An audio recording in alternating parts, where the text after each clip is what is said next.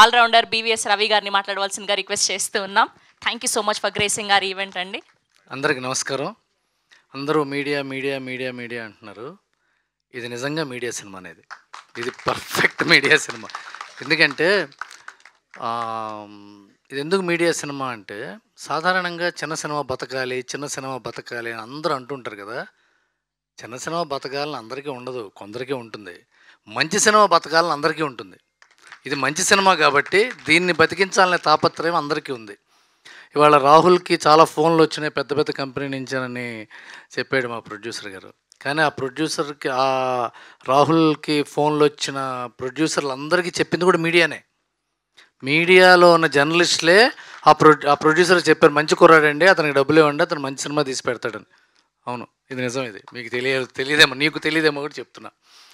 And చిన్న cinema release చేయడం చాలా కష్టం. అందరూ అనుకుంటాం చిన్న సినిమా తీయటం అని. పెద్ద సంస్థలు చిన్న సినిమాలు తీస్తే రిలీజ్ అవుతాయి.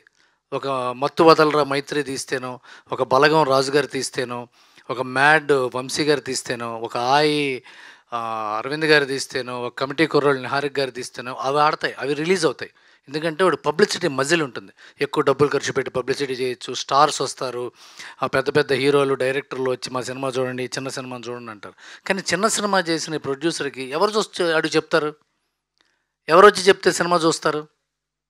అతను ఏదో వ్యాపారం చేసుకుంటూ ఒక చిన్న సినిమా చేయాలంటే అతను కష్టపడి సంపాదించుకుని ఉంటాడు డబ్బు. ఆ డబ్బుని ఒక మంచి సినిమా కోసమే కట్టుబెట్టాలంటే టేస్ట్ ఉంది అతనికి. ఈ సినిమా మీద నా డబ్బు పెడితే తిరిగి వస్తున్న టేస్ట్ ఉంది ఆయనకి. ఇలాంటి టేస్ట్ఫుల్ నిర్మాతని మనం చేయించుకుంటే మళ్ళీ అతను ఇంకో మంచి సినిమా తీస్తాడు డెఫినెట్గా. ఇప్పుడు చిన్న సినిమాలు ఆడితేనండి ఎక్కువ ప్లస్ అయ్యేది డైరెక్టర్కి, హీరోకే.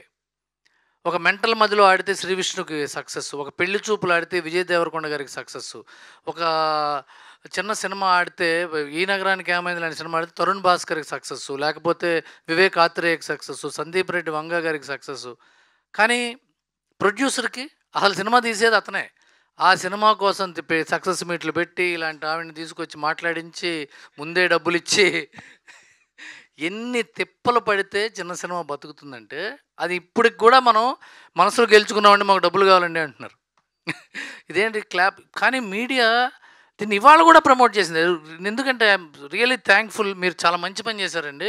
చాలామంది ఆ ఫండ్ ఇవ్వటం అనేది మీ గ్రాటిట్యూడ్, మీ మనీ మజిల్ కాదు, అది మీ గ్రాటిట్యూడ్ మజిల్, అది మీ హార్ట్ అది. ఎందుకంటే రిలీజ్ అయిన ముందు, రిలీజ్కి ముందు రోజు ట్వీట్స్ చేయటమో లేకపోతే పబ్లిసిటీ చేయటం పర్వాలేదు. ఇవాళ నిన్న కూడా శనివారం పొద్దున కూడా మీడియా నుంచి ట్వీట్స్ రావటం అంటే వెరీ ఆర్గానిక్. ఇది సినిమా బతకాలి అని వాళ్ళ సంకల్పం. ఇది వాళ్ళ సంకల్పంలో నుంచి వచ్చిన రియాక్షన్. ఇది you have to be really thankful for them. నిన్న చాలామంది యాంకర్స్ కాకుండా నిన్న మీరు సినిమా చూసారని తెలిసింది నాకు. అది very very thankful for you. And చాలా మేము చిన్న చిన్న సినిమాల్లో హీరోయిన్స్ మాట్లాడడానికి వస్తే అందరికీ నమస్కారం దాకానే తెలుగు మాట్లాడి తర్వాత అంతా వేరే వేరే భాషల్లో మాట్లాడే వాళ్ళని మనందరం చూసాం, ఎంజాయ్ చేసాం. వాళ్ళని పెద్ద స్టార్స్ని కూడా చేసాం. ఈ అమ్మాయి కొత్తగూడెం పిల్ల టీనా చక్కటి తెలుగులో మాట్లాడి సిగ్గుపడుతుంది, తెలుగులో సిగ్గుపడుతుంది అమ్మాయి. ఆ మెలికలు కూడా తెలుగులోనే. వెరీ కంగ్రాచులేషన్స్ అమ్మ. అలాగే మా బుడంకాయ రోహన్, వీడు మరో మౌళి, ఇది కొట్టేస్తాడు, మరో లిటిల్ హార్ట్స్తో రాబోతాడు త్వరగా, అంత ఎనర్జీ ఉన్న కుర్రాడు. అండ్ నేను చాలా డియర్గా ఫీల్ అవుతూ చెప్తున్నా, తిరువీర్ ఎవరికైనా బ్యాక్గ్రౌండ్ ఉంటుంది, బ్యాక్గ్రౌండ్ ఉండదు. పేరెంట్స్ కూడా లేరు తనకి, తెలుసా మీకు? చాలా కష్టపడి ఒక ఊరి నుంచి ఇంకో ఊరికి వలస వెళ్ళి అక్కడ కష్టపడి 4-3 అక్కలు ఎంత కష్టపడితే ఈ జెమిని ఒక జీలోకి వచ్చి ఉద్యోగం చేసి ఒక హీరో అవ్వాలని తాపత్రయం, బాడీ మెయింటైన్ చేయాలి, physique maintain, food diet maintain చేయాలి, ఫేస్ మెయింటైన్ చేయాలి. హీరో అంటే ఎంత కష్టం, కటౌట్ ఉంటే సరిపోదు, చాలా మెయింటైన్ చేయాలి. అన్నీ చేస్తూ డిసిప్లిన్డ్గా ఎంత డిసిప్లిన్డ్ బాయ్ అతను తిరువీరు. మసూదా సక్సెస్ అయింది, పరేషాన్ సక్సెస్ అయింది. అయినా సరే అతను ఆ నార్మల్ మనిషిలాగా ఉన్నాడంటే ఇలాంటి పిల్లల్ని మనం ఎంకరేజ్ చేయాలి. తిరువీర్ చాలా మంచి యాక్టర్. ఈ సినిమా అతను ఎందుకు మంచి యాక్టర్ అంటే, రోహన్, తిరువీరు, ఈ అమ్మాయి శ్రావ్య, ఈ సినిమా మన మాల్గుడి డేస్ అని చిన్నప్పుడు ఎప్పుడో వచ్చేది, మీకు తెలియదేమో. ఆర్కే నారాయణ గారిది.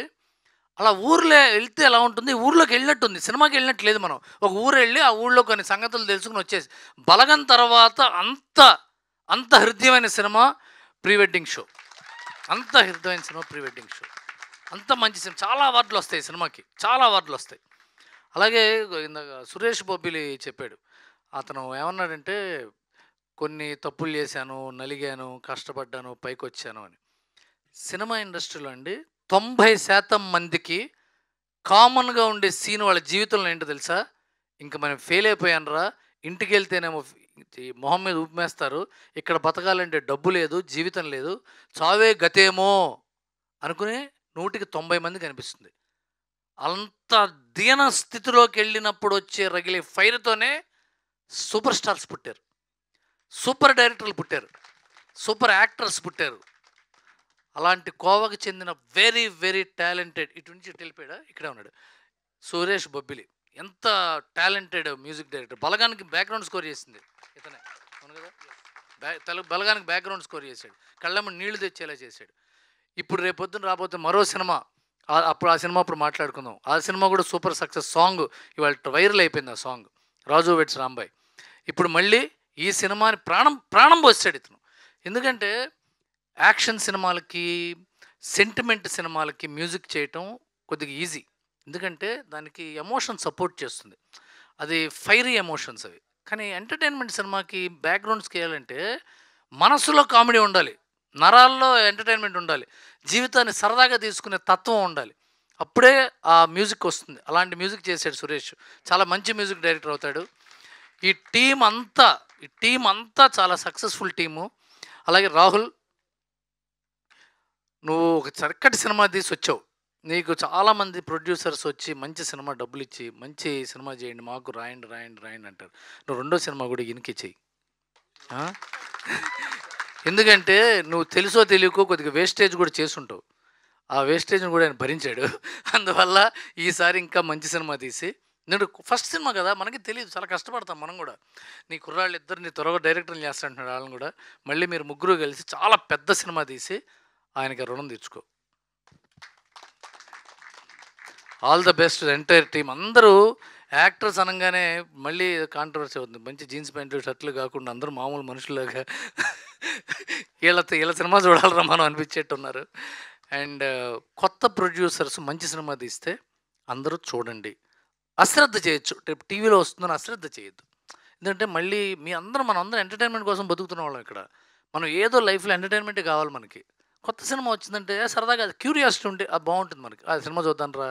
పెద్ద సినిమా ఎలాగో ఉంటుంది, 3-4 వారాలు ఉంటుంది. అది చిన్న సినిమా లేదా 3 రోజులు కూడా ఉండదు. అందులో దీనికి తొందరపడాలి మనం చిన్న సినిమా చూడాలని. సో ఈ చిన్న సినిమాని అందరూ బాగుందంటే, మీడియా బాగుందన్న సినిమా చూడండి, మీ డబ్బులకు ఢోకా ఉండదు. మీడియా అంత నిర్దాక్షిణ్యమైన వాళ్ళు, నిఖార్సైన వాళ్ళు ఉండరు. వాళ్ళకి సినిమా నచ్చకపోతే వాళ్ళ కోట్లు ఇచ్చినా సరే 1.5ని దాటి వెళ్ళరు చెయ్యి. మనం ఎన్నైనా అడగచ్చు. మేబీ వాళ్ళకి నచ్చని సినిమాలు ఆడచ్చేమో కానీ వాళ్ళకి నచ్చిన సినిమా బాగుండకుండా పోదు. వాళ్ళకి నచ్చిన సినిమా బాగాలేదని ఇప్పటిదాకా చరిత్ర లేదు. అది మీడియా నిఖార్స్తనం. సో ఇది మీడియాకి నచ్చిన సినిమా, అందరూ చూద్దాం. God bless.